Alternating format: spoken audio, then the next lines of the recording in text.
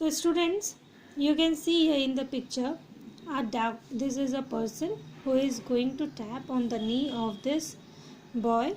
Okay, as soon as he taps the knee of the boy, you will see it gets a knee jerk. It means if he is tapping on the knee is going to go from the upward, it is going to go to the backward. So why does this knee jerk occurs? Naturally, when the doctor taps on the knee, it gets a sensation on the knee, and this sensation is making him to withdraw his leg from the forward to the backward position. So what is this is called? This is called the reflex action. Suppose if you touch a hot pan of a milk and it is full with milk, what will you do? Will you keep on holding the milk container? No, you will drop it as soon as you touch the hot sensation of the pan. If you don't drop the pan instantly, you might get a severe burn on the hand.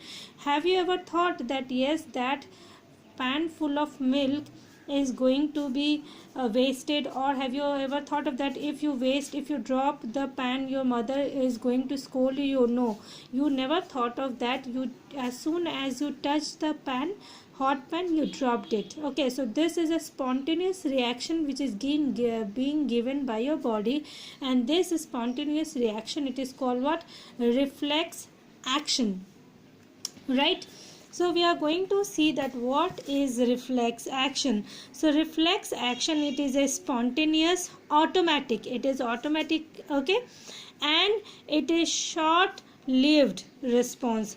Do you get the pain for a longer period of time? No. As soon as the doctor has tapped on the knee of that boy, he got a pain for a shorter period of time. Will it is going to be a prolonged? No. So that is why reflex action, it retains for a shorter period of time. And it is a mechanical action. It makes you to force some work, to do some work. That is why it is called what? Mechanical action. So let us see how does this occur. Suppose the reflex action starts from your sense organ, from your finger, skin, toe, knee, any part of the body. So from your sense organ, the sensory nerves arises.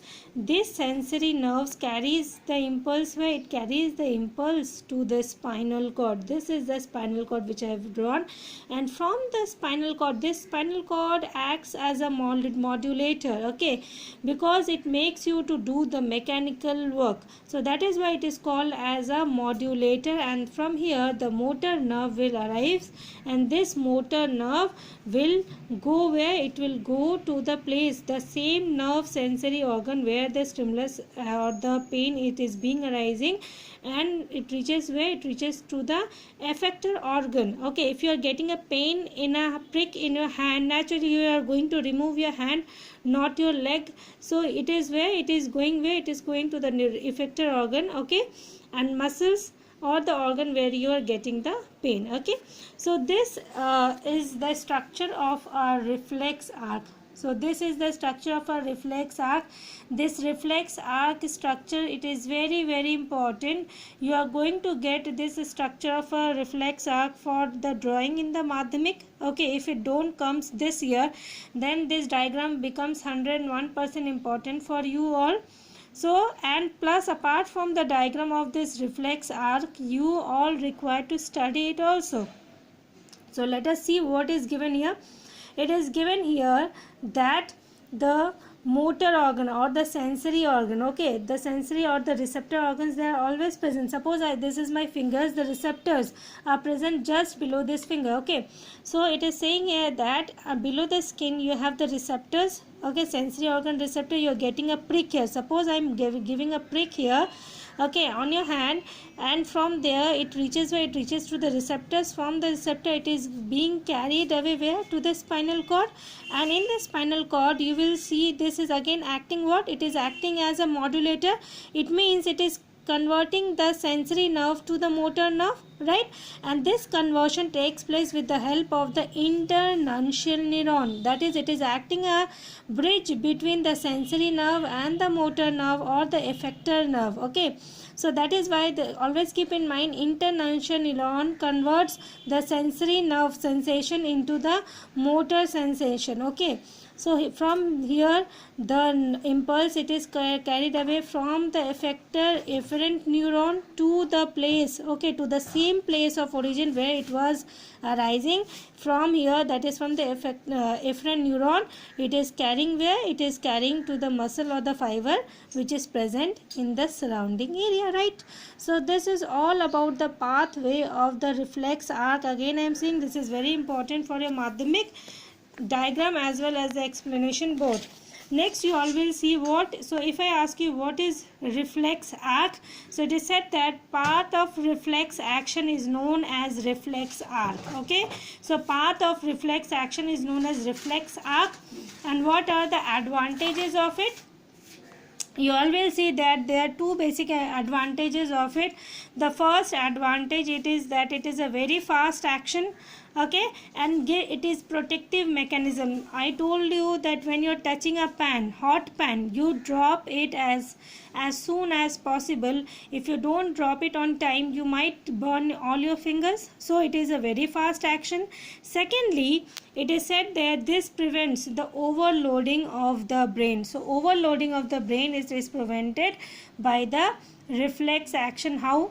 Suppose every decision, if it is going to the brain, then what will happen? The brain will become overloaded and decision making will be slow. So that is why this short, again I can give you another example. Suppose if there is any problem in your class, so who solves the problem first? It is the class teacher who solves the problem first. If the class teacher cannot solve the problem, then it goes where? It goes to the principal last. Again, if the principal sir cannot solve, then it goes to the management. It means in series wise these problems are being dealt. So similarly in your body also, the reflex, that is the shorter actions are being, or the shorter work are being done by the spinal cord, so that your brain is not overloaded, right? Now this reflex, okay, so there are two types of reflexes you all should know. Unconditioned reflex, okay, these are called the inborn or inherited. So what is the unconditioned? It means it is present from the birth, like crying. A baby, you don't have to teach a baby how to cry when a baby is given birth. Next, what is given here? Blinking of your eyes. Did anyone taught you how to blink your eyes? No. Then sucking of milk. In the animal kingdom, you all will see in the mammals, as soon, whether it is dog or whether it is cat or whether it is lion, as soon as the babies are born, they know how to suck the milk. You don't have to teach them. So these are all what? These are called the unconditioned reflexes, means the reflexes which are present right from the birth. Next is conditioned reflexes. It means acquired. Conditioned reflexes are learned through practices. A very good example is that you all have learned cycling, right? Swimming. So this cycling or swimming you have acquired through practice. So this is called what? This is called the conditioned reflexes. It means the reflexes which you learned through practice, like swimming, cycling. Okay, so these practices, when you leave these practices, it might happen that you might forget how to swim or how to do the cycling. Once you learn, you should keep on practicing, but in between it, if you leave the cycling process, it might happen that you might not get the same balance as you were getting during the practices. Okay, so unconditioned means from the birth, and acquired means you are learning it through the practice. So very good example is Pavlov experiment. You all this is given in a book, and this Pavlov experiment is well known by bell and dog experiment. What did in this experiment happened? In this experiment, the scientist Pavlov, okay, provided the food to the dog. Okay, before giving the food to the dog, he used to ring the bell. As soon as hearing the bell, the dog used to salivate, and then the food was given to him for a pretty much period of you can say for a month. Okay, एक महीने के लिए उनको trained किया 1 to 2 months the dog has been trained. One day what happened, this scientist Pavlov, he rang the bell but did not provided the food to the dog.